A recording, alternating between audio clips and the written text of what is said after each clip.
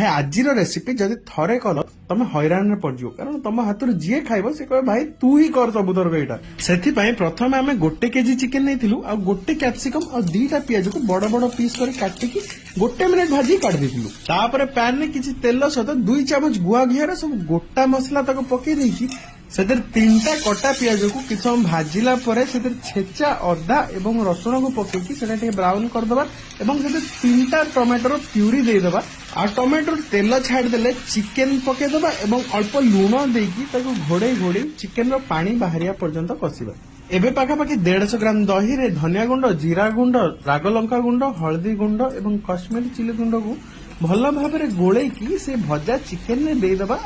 मसला को टिके धोईकी देदेबा आ घोड़े घोड़े पाखापाखि 15-20 मिनिट हल्का हल्का तेल बाहरिया पर्यंत कषिबा एबे सेथरे अल्प टिके पानी देकी घोड़े घोड़े चिकेन सिझिला परे सेते लास्ट कसुरी मेथी आ गरम मसला देकी भलभाव गोलैदेबा आ लास्ट से भजा पियाज और कैप्सिकम सहित 3टा कंचा लंका पकईदेबा एवं 5 मिनिट पर किसी धनिया पत्र पकईकी रेडी करदेबा आमर चिकेन दो प्याजा। वीडियो भल लगे लाइक बटन को गुलु गुलु कर दिया और शेयर करने को भूलिबनी।